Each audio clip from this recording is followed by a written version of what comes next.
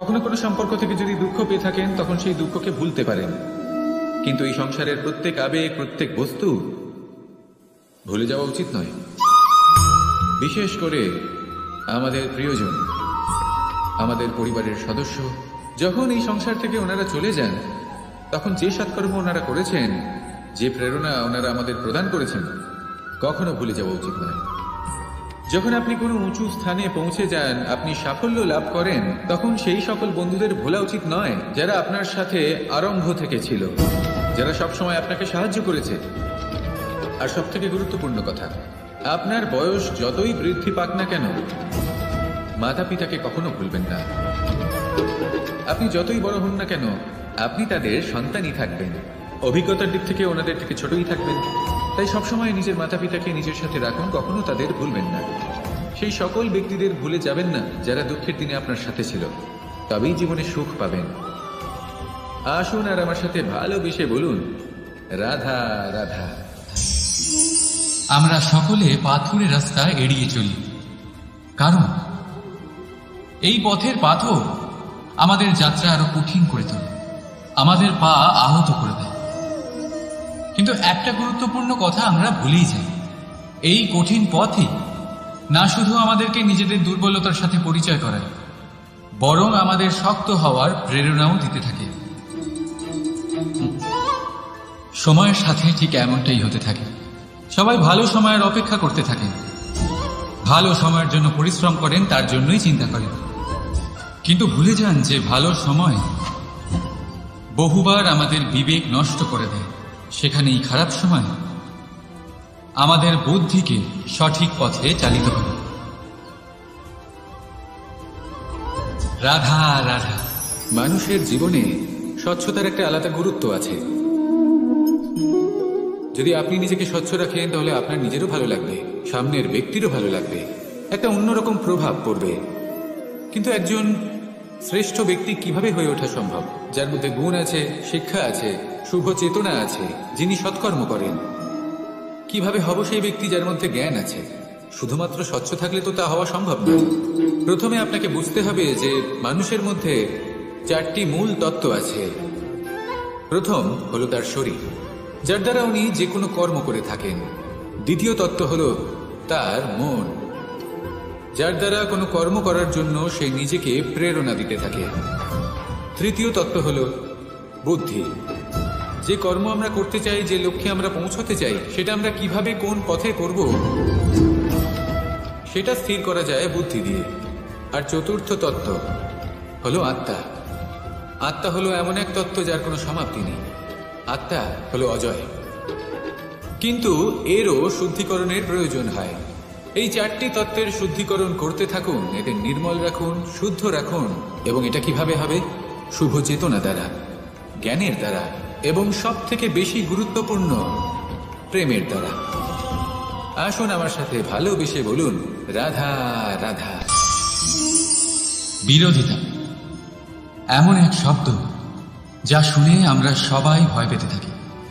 যদি কেউ আমাদের বিরোধিতা করে তা আমাদের সহ্য হয় না। আমরাও কারোর বিরোধিতা করে কোনো শত্রুতা করতে চাই না। এই ধরনের ভাবনা আমাদের মনে আসতেই থাকে।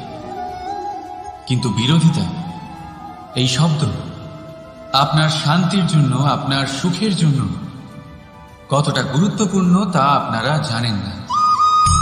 তাই যদি কাল এসে কেউ আপনার বিরোধিতা করে, তখন সবার আগে নিজেকে যাচাই করুন। আপনি কি ভুল করেছেন? আপনার দোষ কি? নিজের মধ্যে কি ত্রুটি আছে সেটা বোঝার চেষ্টা করুন, নিজেকে সংশোধন করার চেষ্টা করুন। তারপর দেখুন বিরোধিতার এই আগুন আপনাকে স্বর্ণ থেকে কুন্দন বানিয়ে তুলবে। বলা হয় এই সংসারে খারাপ বেড়েই চলেছে, কিন্তু তার কারণ এ নয় যে খারাপ মানুষ বেড়ে চলেছে। তার কারণ হল যে ভালো মানুষ, যাদের ভালো চিন্তা, ভালো বিচারধারা আছে, তারা খারাপের বিরোধিতা করতে পারে না। যদি আপনার সম্মুখে কোনো খারাপ কর্ম হয়, তাহলে তার বিরোধিতা করতে সংকোচ করবেন না, কারণ বিরোধিতার এই আগুন মন্দকে পিছুপা হতে অবশ্যই বাধ্য করে। রাধা রাধা।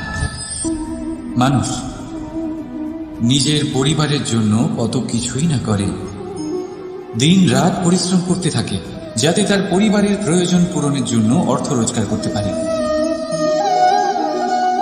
কিন্তু শুধু অর্থ রোজগার করাটাই কি যথেষ্ট? আপনি বলবেন হ্যাঁ, নিশ্চয়ই। অর্থ দিয়ে সবকিছু পাওয়া যায়, বিদ্যা পাওয়া যায়, বাড়ি পাওয়া যায়, ওষুধ পাওয়া যায়, আর কত কিছুই না পাওয়া যায়। এইসব একটা পর্যায় পর্যন্ত সঠিক, কিন্তু একটু মন দিয়ে ভেবে দেখুন, যখন কোনো শিশু অসুস্থ হয়ে পড়ে তখন সে ওই তিক্ত ওষুধ কেন খেয়ে নেয়? এই জন্য কারণ ওর পিতা সেই ওষুধ অর্থ দিয়ে কিনেছে? না, বরং এই জন্য কারণ তার পিতা যে তার সামনে দাঁড়িয়ে, তার উপরে তার বিশ্বাস আছে।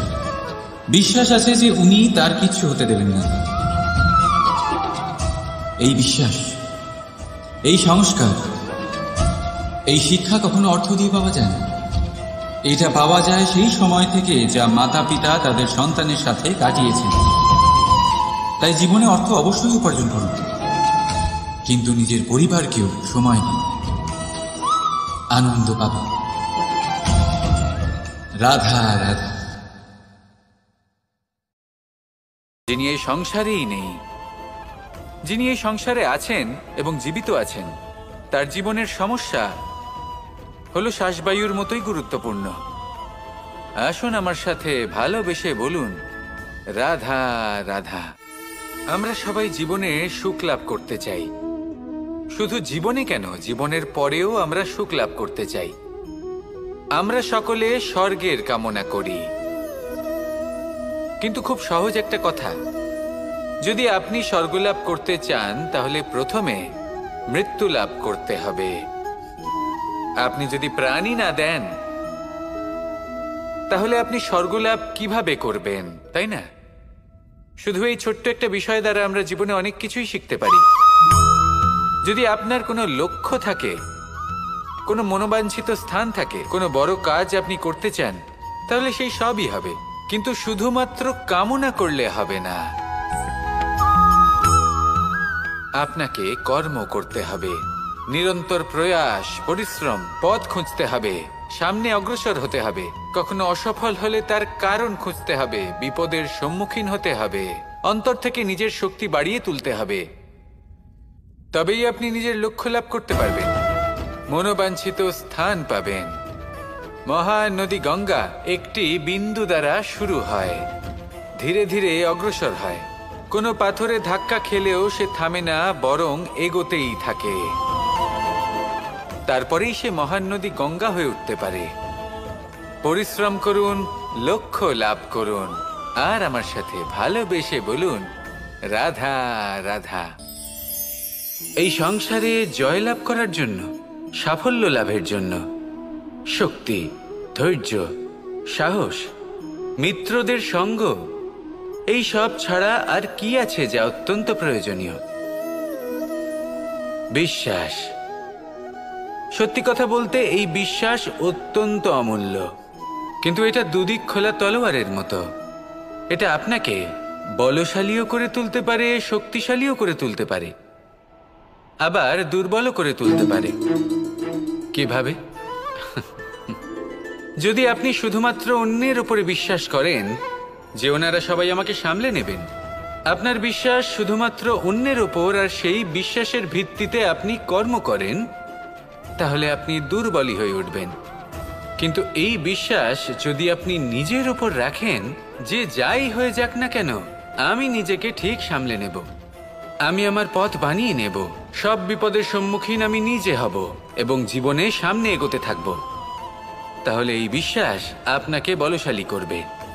এবার সিদ্ধান্ত আপনার যে আপনি কি চান, এই বিশ্বাস আপনাকে বলশালী করবে নাকি দুর্বল। ভেবে দেখুন, আর আমার সাথে ভালোবেসে বলুন, রাধা রাধা।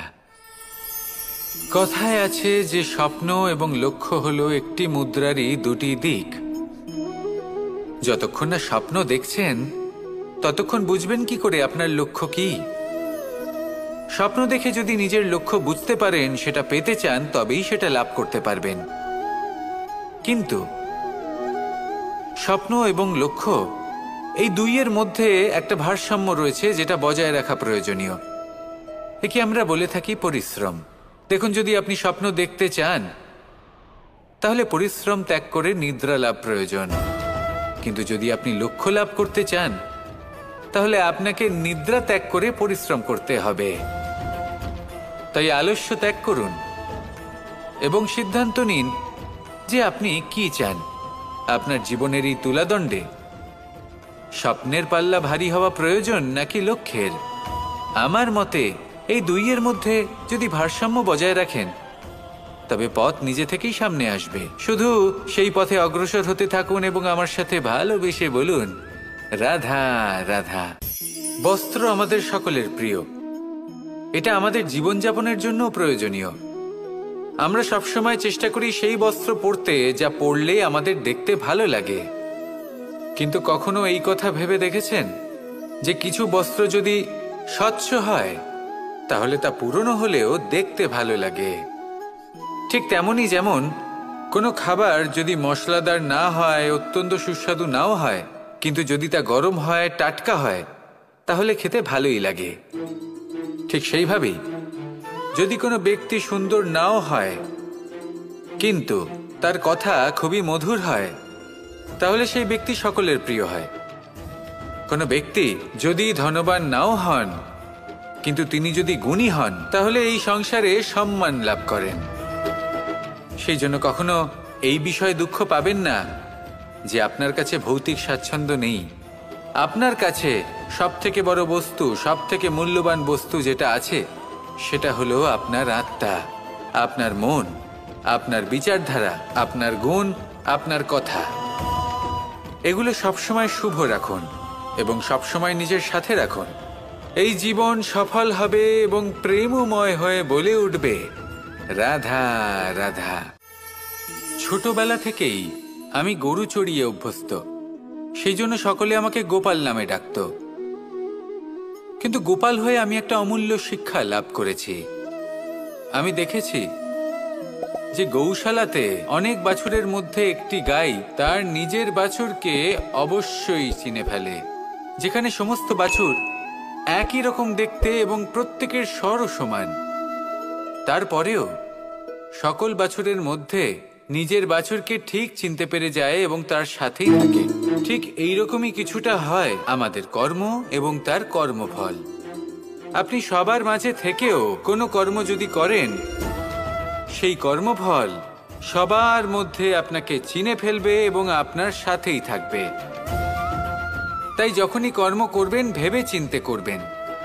কোনো কর্ম করার আগে একবার ভেবে দেখুন, তাহলে জীবনে বারংবার অনুতপ্ত হতে হবে না। কারণ বিষয়টা কিছুটা এরকম যে এই সংসারে আপনি কাল, কর্মফল এবং সময়, এই তিনের হাত থেকে কখনো লুকোতে পারবেন না, কখনো পালাতেও পারবেন না। আসুন আমার সাথে ভালোবেসে বলুন, রাধা রাধা। জন্ম এবং মৃত্যু, একটি হলো জীবনের সূত্রপাত, আরেকটি জীবনের সমাপ্তি। এটা হলো একটি চক্র এবং প্রত্যেক চক্রের মতোই এটাও যেখান থেকে শুরু হয় সেখানে এসেই সমাপ্ত হয়। অর্থাৎ প্রত্যেক ব্যক্তি যারা জন্ম নিয়েছেন তার জন্মের সাথে এটা সুনিশ্চিত হয়ে যায় যে তার মৃত্যু হলো অবশ্যম্ভাবী।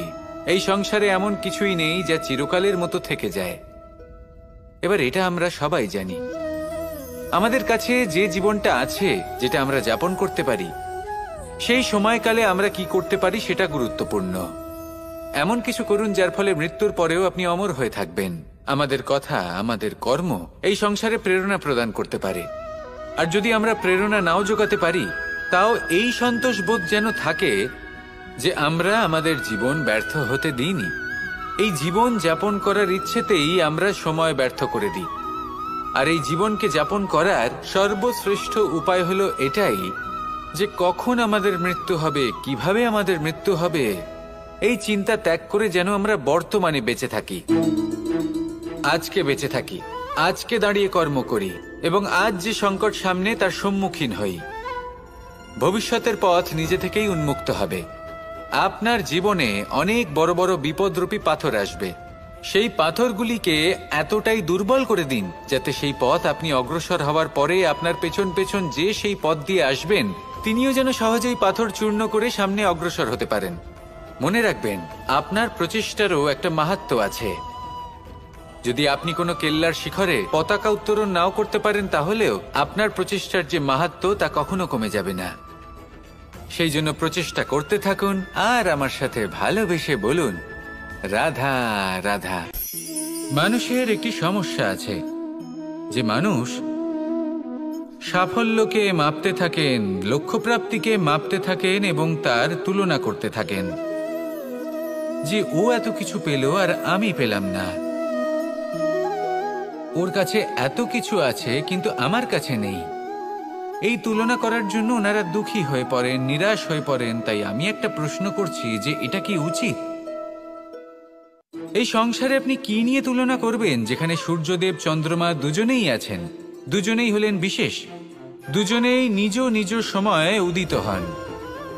এদের মধ্যে একজন না থাকলে তাহলে আমাদের জীবন কঠিন হয়ে পড়বে। ঠিক সেইভাবেই আপনি যদি একটা বড় রেখা অঙ্কন করেন, তাহলে অন্য রেখাটি ছোট হয়ে পড়ে না, সে তেমনই থাকে যেমনটা সে ছিল। আপনার অস্তিত্ব কখনো ছোট বা বড় হতে পারে না। শুধু তুলনা করার জন্য আপনার এটা মনে হতে পারে।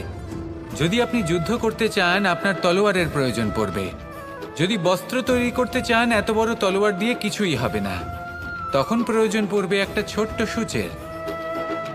তাই তুলনা করবেন না, না নিজেকে ছোট মনে করবেন, না অন্য কাউকে। সবার সাথে সহযোগিতা করুন, আর যদি তুলনা করতেই হয় নিজের সাথে করুন, যে কাল আমি কেমন ব্যক্তি ছিলাম, আজ কি তার থেকে শ্রেষ্ঠ হয়ে উঠতে পেরেছি। ভেবে দেখুন ভবিষ্যতে গিয়ে আপনি কতটা শ্রেষ্ঠ ব্যক্তি হতে পারেন।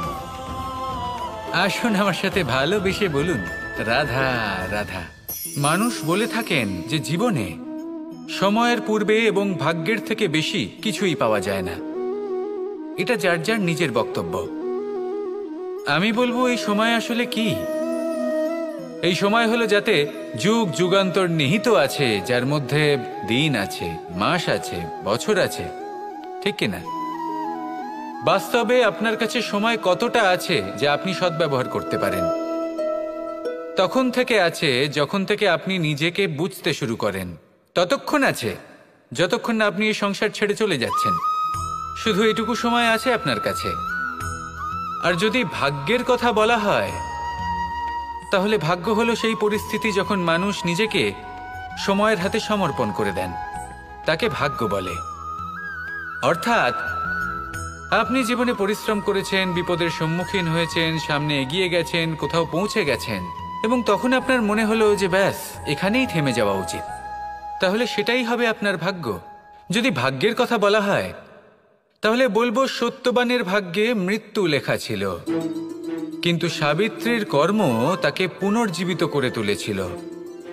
অর্থাৎ এই ভাগ্য বদল করা সম্ভব কর্ম এবং পরিশ্রমের দ্বারা। ভেবে দেখুন, রাবণ মাতা সীতাকে হরণ করেছিল। যদি শ্রীরাম সেটাকে ভাগ্য বলে মেনে নিতেন, তাহলে কখনো ভাগ্য বিধাতা হয়ে উঠতে পারতেন না। ভাগ্য হলো একটা বাঁধন যেটাকে ভেঙে ফেলা অপবিত্র মনে করেন। সেখানেই যদি আমি উত্তর এবং দক্ষিণের কথা বলি, তাহলেও সেই একই ব্যাপার। উত্তর দিকে যদি আমরা কখনো যাত্রা করতে চাই, তাহলে আমরা নিঃসংকোচে কোনো ভাবনা চিন্তা ছাড়াই যাত্রা করতে পারি। সেখানেই দক্ষিণ দিকে যদি আমরা যাত্রা করতে চাই, তাহলে আমরা শুভ মুহূর্ত খুঁজি। কারণটা কি? কারণ উত্তর দিকে হিমালয় পর্বত আছে, যেখানে আমরা জড়িবুটি খুঁজে পাই, যেখান থেকে পবিত্র নদী প্রবাহিত হয়। সেখানেই দক্ষিণ দিকে আছে বিশাল নোনা জলের সাগর।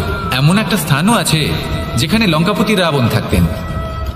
আর হয়তো এই সকল কর্মের কারণেই আমাদের দৃষ্টিভঙ্গি এমন হয়ে গেছে। তাই আপনার কর্ম সবসময় যথাসম্ভব শ্রেষ্ঠ রাখুন, কারণ আপনার কর্ম শুধু আপনার জন্যই নয়। আপনি যেখানে আছেন, আপনার কুল, আপনার স্থান, আপনার দিশা, এই সব কিছুর ওপর তার প্রভাব পড়বে। তাই সবসময় শুভ কর্ম করুন এবং আমার সাথে ভালোবেসে বলুন, রাধা রাধা। আমার কাছে যশোদা মা যেমন, আমার কাছে দেবকী মা যেমন, আমার কাছে ঠিক তেমনই হলেন গোমাতা। এবার ভেবে দেখার বিষয় হলো এটা, যে এই সংসারে অসংখ্য প্রাণী আছে। একজন গাইকে একজন মায়ের মর্যাদা কেন দেওয়া হয়? তাহলে এর অনেকগুলো কারণ আছে। এই গাই অর্থাৎ গোমাতা, এনারা হলেন অত্যন্ত শান্ত, শান্তি প্রিয়। কখনো কারোর কোনো ক্ষতি করতেই পারেন না। গোমাতা যে দুধ নিজের বাছুরকে পান করান সেই দুধই আমাদেরও দেন। সেই দুধ পান করে আমরা শক্তি লাভ করি। এই দুধ থেকে আমরা মাখন, ঘি, পায়েস এইসব সুস্বাদু খাবার লাভ করি। গোমাতার গোবর আমাদের জ্বালানি হিসেবে সাহায্য করে, যার ফলে খুব কম সংখ্যক কাঠ ব্যবহার করা যায় এবং বেশিরভাগ জঙ্গল সুরক্ষিত থাকে। গোমাতার গোমূত্র সেটাও আমাদের কাছে লাভজনক। এর দ্বারা আমরা অনেক রোগ থেকে মুক্তি লাভ করতে পারি। গোমাতা যখন একটি বাছুরকে জন্ম দেন তখন সেই বড় হয়ে আমাদের ক্ষেত কর্ষণ করে। সেই জন্য গাইকেও জীবনে মায়ের মর্যাদা দেবেন।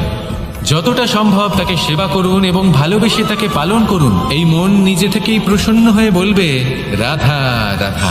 মাঝে মাঝে কিছু মুহূর্তের জন্য চোখ বন্ধ করে ধ্যানের বেদিতে বসে ধ্যান করতে চেষ্টা করুন আর বোঝার চেষ্টা করুন যে আমরা সর্বপ্রথম কি দেখতে পাচ্ছি, কি অনুভব করছি।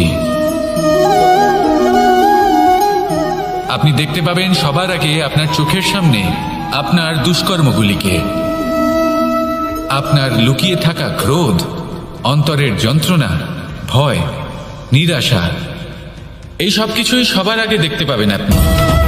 আর এই সব কিছুই আমাদের দুঃখের কারণ হয়ে ওঠে। এই সব কিছুর সারমর্ম কি? সারমর্ম শুধু একটাই, সেটা হলো এই যে আমাদের এই মন তা কিন্তু দুষ্কর্ম পছন্দই করে না। আমাদের এই মন একটা সুখময় জীবন যাপন করতে চায়, সৎকর্ম করতে চায়। তাই এটাই করুন, শুভ চিন্তা করুন, শুভ কর্ম করুন, ইতিবাচক মনোভাব নিয়ে জীবনে অগ্রসর হন। তারপর চোখ বন্ধ করে অন্তরে দেখতে থাকুন। দুঃখের আভাসই পাবেন না। এই মন প্রসন্নতা এবং প্রেমের দ্বারা পূর্ণ হবে এবং বারবার বলে উঠবে রাধা রাধা।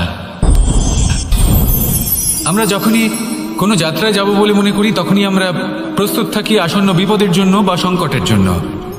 যেমন যদি আমাদের মনে হয় যে আজকের পরিবেশ খুব ঠান্ডা হবে, তাহলে আমরা গরম বস্ত্র ধারণ করি বা সেটাকে সাথে নিয়ে যাই। যদি মনে হয় যে বৃষ্টি হতে পারে বা বৃষ্টি হয়ে চলেছে আমরা দেখছি, তাহলে আমরা একটা ছাতা সাথে নিয়ে নিই। আমরা প্রস্তুত থাকতে চাই এবং এটাই উচিত, এবং সেই কারণেই আমরা যাত্রায় সাফল্য লাভ করি। কিন্তু যদি আমরা কথা বলি জীবনযাত্রা নিয়ে, যা কিনা সব থেকে বেশি গুরুত্বপূর্ণ, তাহলে তার জন্য আমরা পূর্ণরূপে প্রস্তুত থাকি না। আশেপাশের মানুষ, এই সমাজ, আমাদের সাথী, আমাদের মিত্ররা যে কোনো মুহূর্তে বদলে যেতে পারেন। সেই জন্য আমরা নিজেদেরকে কখনো সাবধান করি না, কখনোই নিজেদের প্রস্তুত করি না। আর এটা বোঝা প্রয়োজনীয় যে কিভাবে এই ভুল শুধরে নেওয়া সম্ভব। নিজের অন্তরে সেই সাহস জাগিয়ে তুলুন যার দ্বারা আপনি নিজের ভুল স্বীকার করতে পারবেন। সেই ধৈর্য জাগ্রত করুন যাতে যতই কঠিন হোক না কেন আপনি নিজের ভুল শুধরে নিতে পারবেন। তার সাথে পরিশ্রমও করুন, দৃঢ় নিষ্ঠার সাথে সামনে এগিয়েও চলুন। সাফল্য অর্জন করতে খুব বেশি সময়ও লাগবে না। আসুন আমার সাথে ভালোবেসে বলুন রাধা রাধা। মোহ, কারোর প্রেমের মোহ, কারোর সঙ্গলাভের মোহ, কোনো বন্ধনের মোহ, কখনো বা ধনের মোহ, ঐশ্বর্যের মোহ। যদি আপনার মধ্যে এই মোহবোধ জাগ্রত হয় তাহলে আপনার বিনাশ সুনিশ্চিত। যেমন কোনো বিশেষ ব্যক্তির প্রতি যদি আপনার মনে মোহ জাগ্রত হয়ে যায়, তাহলে আপনি চাইবেন সেই ব্যক্তি আমার কাছেই থাকুক, আমার পাশেই থাকুক, শুধুই যেন আমার হয়ে থাকুক। আর শুধু এই কারণেই কোথাও না কোথাও সেই ব্যক্তিকে আপনি তার প্রিয়জনের থেকে দূরে করে দিচ্ছেন। তারপর দুঃখ আসে, নিরাশা আসে, কারণ স্বাধীনতা সেই অনুভূতি যেটা সবার প্রিয়, আর সেই অনুভূতিটাই আপনি তার থেকে কেড়ে নিচ্ছেন। এভাবে এই মোহ নিশ্চিত রূপে আপনার শত্রু হয়ে যাবে। কিন্তু যদি আপনার মোহ থাকে নিজের মাতৃভূমির প্রতি, তার সম্মানের প্রতি, তাহলে আপনি একজন প্রবল রক্ষক হয়ে উঠবেন। যদি আপনার মোহ থাকে আপনার আত্মসম্মানের প্রতি, নীতির প্রতি, তাহলে এই মোহ কখনো আপনাকে অধর্মের পথে চালিত হতেই দেবে না। আর যদি আপনার মোহ থাকে নিজের আত্মার প্রতি, তাহলে কোনো দুরাত্মা এসে আপনার কোনো ক্ষতি করতে পারবে না। তাহলে নিজের এই মোহকে নিজের মনের মধ্যে সংযত করে রাখুন, একে নিজের মিত্র করে তুলুন আর আমার সাথে ভালোবেসে বলুন রাধা রাধা। স্বভাব, মানুষের এই স্বভাব কিন্তু খুব গুরুত্বপূর্ণ বিষয়। এটাই নির্ধারিত করে দেয় যে সংসার তাকে ভালোবাসবে নাকি ঘৃণা করবে। এটাই নির্ধারিত করে দেয় যে তার আপনজন মানে তার প্রিয়জন তার সাথে থাকবে নাকি তার থেকে দূরে চলে যাবে। এবার স্বভাব কেমন হওয়া উচিত? কিছু মানুষ বলবেন যে স্বভাব চন্দ্রমার মতো হওয়া উচিত, অত্যন্ত সুন্দর এবং শীতল। কিন্তু চন্দ্রমা নিজেও তো সূর্যের কাছে নিজের প্রকাশের জন্য ঋণী। সূর্যের মতো হয়ে উঠুন। এই সূর্য যখন উদিত হয় তখন শান্ত থাকে, তারপর সারা দিন নিজে প্রজ্বলিত হয় এবং এই সংসারকে প্রকাশ প্রদান করে, যাতে এই সংসার নিজের কর্ম করতে পারে। আর যখন এই সূর্য অস্ত যায় তখনও কোনো কোলাহল করে না, শান্তভাবে অস্ত হয়। সূর্যাস্তের সময় পরিবেশ শান্ত থাকে, সমস্ত পশু পাখি আনন্দে থাকে। সূর্য যখন অস্ত হয় তখন এই আশা নিয়ে অস্ত হয় যে পরের দিন সে আবার উদিত হবে, আর অস্ত হওয়ার পরেও সে চন্দ্রমাকে নিজের প্রকাশ প্রদান করে। যদি আপনিও নিজের উত্থানের সময় অহংকার না করেন এবং নিজের পতনের সময় দুঃখী না হন, আর জীবনে অন্ধকার ঘনিয়ে আসার পরও আপনি অন্যদের সাহায্য করেন, তাহলে সূর্যের মতো আপনি আবার উদিত হবেন, এই সংসারকে প্রকাশ প্রদান করতে পারবেন, সাফল্য লাভ করতে পারবেন। আসুন আমার সাথে ভালোবেসে বলুন, রাধা রাধা। আজ আমরা কথা বলবো মানুষের আরো একটা খুব বড় শত্রুর বিষয়। তার নাম হলো ক্রোধ। এই ক্রোধ হলো একটি জ্বলন্ত কয়লার মতো, যেটা প্রজ্বলিত করে আপনি যার দিকেই ছুঁড়ে মারুন না কেন সবার আগে কিন্তু আপনারই হাত পুড়ে যাবে। কিন্তু কখনো কখনো এই জীবনে রাগ দেখানোটাও খুব অবশ্যম্ভাবী হয়ে পড়ে। যেমন ধরুন, যদি আমরা কথা বলি সেই ক্রোধের যা আসে যখন আপনি ধর্মকে রক্ষা করছেন, অধর্মের বিরুদ্ধাচরণ করছেন, সত্যের হয়ে রুখে দাঁড়াচ্ছেন, মাতৃভূমির মঙ্গলের কথা ভেবে চলেছেন, নিজের প্রিয়জনদের মঙ্গলের বিষয় ভেবে চলেছেন, তখন ক্রোধের জন্ম হওয়া খুবই স্বাভাবিক আর কোনোভাবেই অনুচিত নয়। কিন্তু যদি তখনও আপনার মনে ক্রোধ জন্ম না নেয়, তাহলে এর অর্থ হলো যে আপনি কোথাও না কোথাও দুর্বল। এই ক্রোধ নামক শত্রুকে যদি মিত্র করে তুলতে হয়, তাহলে পরিস্থিতির সম্যক ধারণা, বিবেক আর ধৈর্য, এই তিনেরই প্রয়োজন। তাই এই ক্রোধকে নিজের মিত্র করে তুলুন আর আমার সাথে ভালোবেসে বলুন, রাধা রাধা। যদি নিজের কথা বলি, তাহলে আমার এই নিয়ে অভিযোগ নেই যে জন্মের পরেই আমাকে মা বাবার থেকে দূরে চলে যেতে হলো।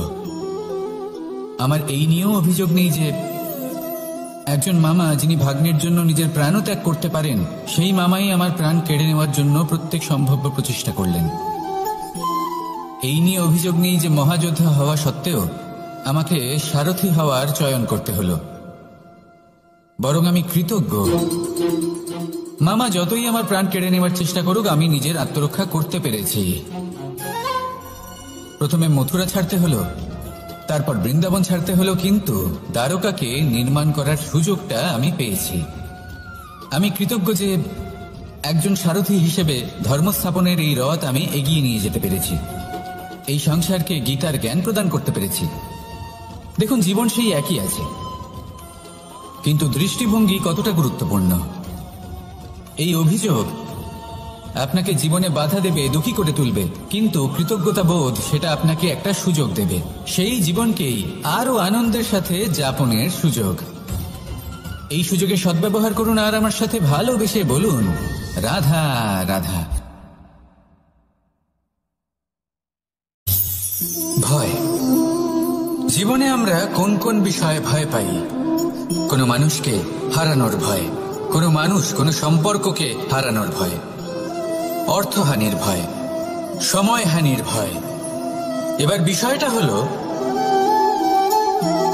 এই ভয় কখনো আমাদের কোনো লাভ করে না। এটা সবসময় আমাদের পিছনে ঠেলে আর নিচু স্তরে নামিয়ে দেয়, কখনোই আমাদের উত্থানের কারণ হয় না। তাই জীবনে যদি কোনো ভয়ের কারণ থাকতেই হয়, তা শুধুই এটা যে মানুষের কথা ভাবতে ভাবতে সম্পর্কগুলিকে হারানোর ভয়, মানুষকে হারানোর ভয়, সবার মন রাখতে রাখতে আপনি যেন নিজেকে, নিজের ভাবনা চিন্তাকে না হারিয়ে ফেলেন। যদি এরকম হয়, যদি সকলের মন রাখতে রাখতে আপনি নিজেই নিজেকে হারিয়ে ফেলেন, নিজের ভাবনা, নিজের লক্ষ্য, নিজের মন্তব্যকে হারিয়ে ফেলেন, তাহলে সংসারে যতই যাই হয়ে যাক না কেন, প্রসন্নতা লাভ করবেন না। তাই রক্ষা তাকেই করুন যে আপনাকে রক্ষা করে, আপনার মানসিকতা, আপনার ব্যক্তিত্ব, আপনার লক্ষ্যকে রক্ষা করে। আর যদি কোনো বিষয় ভীত হতে হয়, তবে আপনি যেন নিজের উদ্দেশ্যের থেকে দূরে না চলে যান। তাহলে আসুন আর আমার সাথে ভালোবেসে বলুন, রাধা রাধা। জীবনের পঞ্চমহাভূতের দ্বিতীয় তত্ত্ব হল মাটি, ভূমি, ধরা, যে ধারণ করে, যা আমাদের সকলকে ধারণ করে, ভালো হোক বা মন্দ, নিজের কর্তব্য পালন করে। আর এটাই শিক্ষা আমাদের জন্য। আমাদেরকেও আমাদের সকল কর্তব্য পালন করতে হবে, তা সে আমাদের নিজেদের প্রতি হোক, আমাদের পরিবারের প্রতি হোক, সমাজের প্রতি হোক বা ঈশ্বরের প্রতি। এই শিক্ষা আমাদের মাটি দিয়ে থাকে। এ আমাদের পদতলে পিষ্ট হয়েও তার বদলে আমাদের বনস্পতি প্রদান করে। অগ্রসর হতে পদক্ষেপ নেওয়ার সময় আমরা পা দিয়েই ধরিত্রীকে পিছনে ঠেলি, কিন্তু এই মাটি আমাদের ঘৃণা করে না। সে আমাদের পরবর্তী পদক্ষেপের জন্য অপেক্ষা করে আর স্বাগত জানায়। আর হয়তো সেই জন্যই এই ধরাকে আমরা ধরিত্রী মাতা বলে থাকি। আর তাই এই পদবি, এই সম্মান, এই ভালোবাসা এর আকার বা এর ভারের জন্য একে প্রদান করা হয় না, প্রদান করা হয় এর স্বভাবের কারণে। আপনিও যদি ধরিত্রীর মতো হতে পারেন, যদি আপনিও নিজের সকল কর্তব্য পালন করেন, বিশ্বাসের সাথে তা স্বীকার করে নিতে পারেন, যদি অন্য কারোর সাফল্যেও আপনি প্রসন্ন হতে শিখতে পারেন, যদি আপনি একটু কষ্ট সহ্য করে অন্য কাউকে প্রসন্নতা প্রদান বা অন্য কাউকে সেবা করতে পারেন, তাহলে আপনিও মাটির মতোই মহান হয়ে উঠতে পারবেন। তাহলে আসুন আর আমার সাথে ভালোবেসে বলুন, রাধা রাধা।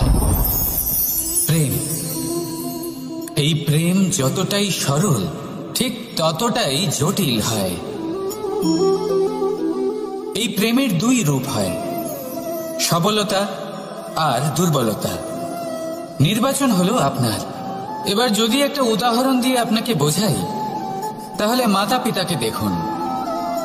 মাতা পিতা সন্তানকে কখনো কখনো এত স্নেহ দিয়ে ফেলেন যে তাকে বাইরে কোথাও যেতেই দেন না। আর তার ফলে সন্তান এতটাই দুর্বল হয়ে পড়ে যে এমনও হয় তারা সারা জীবন বাড়িতেই বসে থাকে। এবার যদি এই মাতা পিতাই এই ভালোবাসায় সাহস জুগিয়ে দেন, সেই সন্তানকে বলে দেন যে যাও, এই সংসারকে অনুভব করো, নিজের প্রারব্ধ নিজেই রচনা করো, এই সংসারে সব থেকে শ্রেষ্ঠ হয়ে দেখাও, সব থেকে উঁচুতে উঠে দেখাও, তাহলে সন্তান অবশ্যই এটা করে দেখাতে পারে। এবার আপনি নিজের প্রেমের দ্বারা আপনজনদের দুর্বল করবেন নাকি তাদের সবল করবেন, সিদ্ধান্ত আপনারই। আসুন আর আমার সাথে ভালোবেসে বলুন, রাধা রাধা। জীবনের পঞ্চমহাতত্ত্বের মধ্যে পঞ্চম তত্ত্ব অগ্নি। অগ্নি যা জ্বালাতে সাহায্য করে, কিন্তু তা উত্তাপও প্রদান করে। নিশ্চিত রূপে অগ্নি আমাদের জ্বালিয়ে দিতে পারে, কিন্তু আপনি কি কখনো এটা ভেবে দেখেছেন যে আগুন, তাকে নিজেকে কতটা জ্বলতে হয়, তাকে নিজেকে কতটা তাপ সহ্য করতে হয়। ও নিজে জ্বলে আমাদের উত্তাপ প্রদান করার জন্য, ও নিজে জ্বলে আমাদের ঊর্জা দেবার জন্য, আমাদের আলো দেবার জন্য, অন্ধকারে পথ দেখানোর জন্য, শত্রুর সাথে মোকাবিলা করার জন্য আমাদের সাহায্য করে নিজে জ্বলে। যখন আমরা কোনো দেবতার জন্য যজ্ঞ করি, তখন দেবতার ভোজন গ্রহণ করার নিমিত্ত হয় এই অগ্নি। কত কিছু ওকে সহ্য করতে হয় আমাদের এত কিছু দেবার জন্য। আপনিও আগুনের মতো হয়ে উঠুন, নিজে কষ্ট সহ্য করুন অন্যকে সাহায্য করার জন্য, তাদের জীবন উদ্ধার করার জন্য, নিজের প্রিয়জনের জন্য, নিজের পরিবারের জন্য, নিজের মাতা পিতার জন্য, এই সমাজের জন্য। নিজে কষ্ট সহ্য করুন, প্রকাশের কেন্দ্রবিন্দু হয়ে উঠুন, আর সকলকে পথ প্রদর্শন করুন, সবাইকে পথ দেখান। যেদিন আপনি আগুনের মতো হয়ে উঠবেন, সেই দিন ঠিক যেমন অগ্নিকে পুজো করা হয়, আপনিও সেইভাবে পূজনীয় হয়ে উঠবেন। যেমন সকল শুভকর্মে, সকল যজ্ঞে, সকল পুজোতে অগ্নিকে স্মরণ করা হয়, সেইভাবেই সকল শুভকর্মে আপনাকেও স্মরণ করা হবে। আর যেদিন আপনি এরকম হয়ে উঠবেন, সেই দিন জীবনের বাস্তব মর্ম কি আপনি তা বুঝতে পারবেন। তাহলে আসুন আর আমার সাথে ভালোবেসে বলুন, রাধা রাধা। জীবনের পঞ্চমহাভূতের মধ্যে একটা তত্ত্ব হলো আকাশ। আকাশ যা কিনা নিরাকার, যার কোনো আকার নেই। আকাশ যা হলো অনন্ত। আর আমাদের সবসময় মনে হয় যে এই আকাশ আমাদের সাথে জড়িয়ে রয়েছে। কেন? এবার এই আকাশ আমাদের জন্য কি না করে। আকাশ আমাদের ওড়বার স্বাধীনতা দেয়।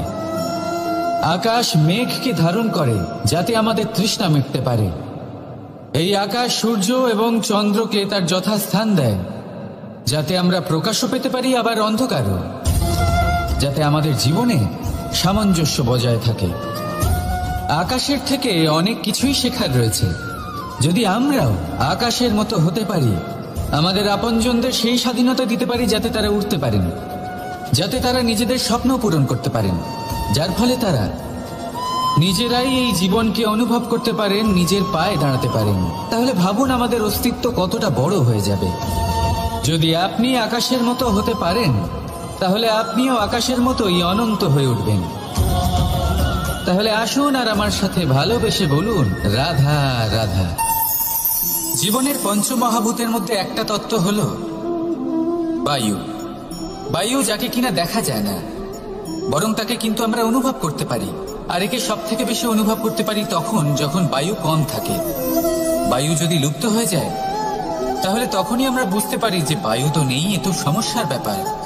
এবার এই বায়ু দ্বারা আমরা কি শিক্ষা পাই? এই বায়ু আমাদের এই শিক্ষা দেয় যে আমাদের কখনোই অহংকার করা উচিত নয়। আমরা সকলেই কখনো না কখনো চাই যে আমাদের শ্রেষ্ঠতা, আমাদের যোগ্যতা, আমাদের মাহাত্ম্য এই সংসার বুঝতে পারুক। আর নিজের মাহাত্ম্য প্রমাণ করার জন্য শক্তি দেখানোর কোনো প্রয়োজন নেই। কারণ যখন কোনো ব্যক্তি, এই সমাজ, এই সংসার আপনাকে নিজের থেকে দূরে করে দেবে, আপনার থেকে দূরে চলে যাবে, তখন আপনার মাহাত্ম্য কি তার আভাস সে নিজে থেকেই অবশ্যই পেয়ে যাবে। আপনার কিছুই করার প্রয়োজন নেই। বায়ুর মতো হয়ে উঠুন। বায়ু যার কিনা কোনো ভার নেই, কিন্তু যখন সময় আসে, যখন সে তুফানের রূপ নেয়, তখন অত্যন্ত বড় বড় বিধ্বংসী কাজ সে করে ফেলে। আর তখন এর শক্তির কোনো তুলনাই হয় না।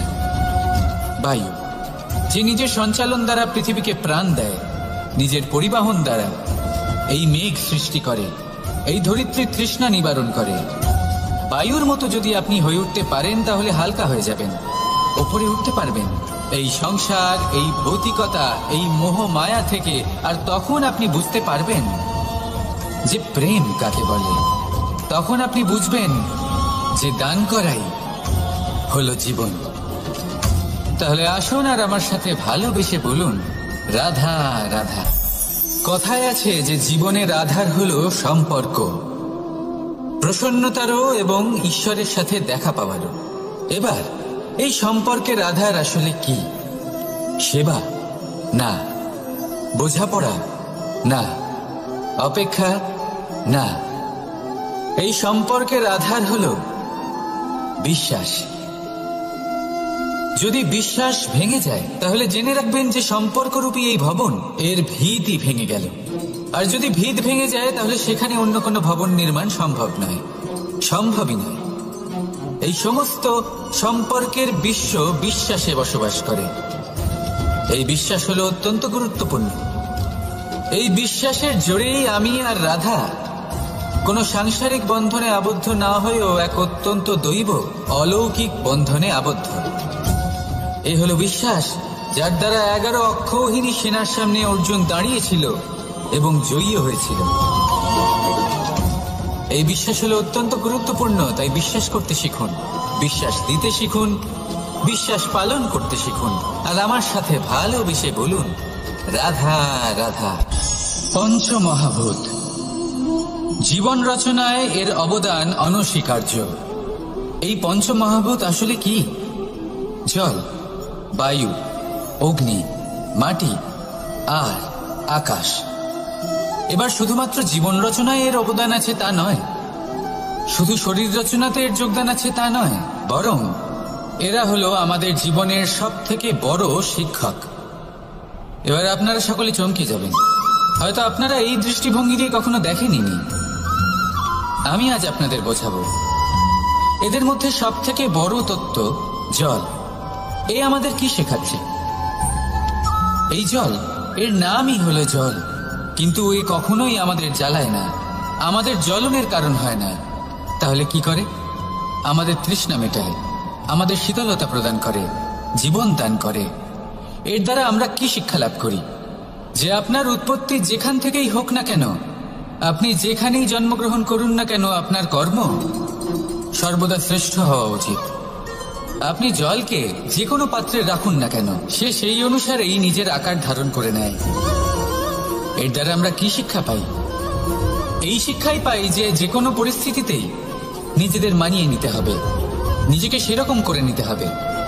যে দেশেই থাকি না কেন, যে স্থানেই থাকি না কেন, যে পরিস্থিতিতেই থাকি না কেন, যে ব্যক্তির সাথেই থাকি না কেন, আমাদের সুখময় হয়ে জীবন অতিবাহিত করা উচিত। দেখুন, আমাদের কত বড় একটা শিক্ষা দিল এই জল, যা আমরা কোনোদিন দেখতেই পাইনি। নিজেকে জলের মতোই করে তুলুন। সুখের ধারায় স্বাচ্ছন্দ্যে প্রবাহমান হতে থাকবেন আপনি। নিজের আকারকে ভেঙে ফেলুন, নিজের সীমা লঙ্ঘন করুন। আপনি অবশ্যই একদিন মহানুভবতা অনুভব করবেন। তাহলে আসুন আর আমার সাথে ভালোবেসে বলুন, রাধা রাধা। সময় একটু একটু করে কেটে যায়, একটু একটু করে নিকটে আসে। খুব অদ্ভুত ব্যাপার। এই সময় প্রতিকূল হলেও একটু একটু করে কেটে যায়। এই সময় যদি ভালো হয় তাহলে একটু একটু করে নিকটে আসে। অনুচিত তখনই হয় যখন আমরা নিজেদের অসফলতার জন্য সময়কে দোষ দিই, কিন্তু আসলে তেমনটা হয় না। আপনার পরিশ্রম আর প্রয়াস দ্বারাই আপনি সাফল্য লাভ করবেন, সময়ের দ্বারা নয়। যদি এই সাফল্য একটা সুন্দর ভবন হয়, তাহলে সময় হলো তার দেওয়ালের রং, যা সময়ের সাথে বদলাবে, সময়ের সাথে ফিকেও হয়ে যাবে। কিন্তু সাফল্যের এই ভবন আপনাকেই নির্মাণ করতে হবে, আপনার পরিশ্রমের ইট দ্বারা এবং প্রয়াসের চুনসুরকি দ্বারা। তাই পরিশ্রম আর প্রয়াস করতে থাকুন, সাফল্য আপনি অবশ্যই পাবেন। সময় যদি আজ ভালো না হয় তাহলে কাল অবশ্যই হবে। প্রয়াস করতে থাকুন আর আমার সাথে ভালোবেসে বলুন, রাধা রাধা। জীবনে এমন কি আছে যা আপনাকে অজান্তে শিখরে পৌঁছে দিতে পারে বা আপনার পতনও ঘটাতে পারে? সঙ্গতি।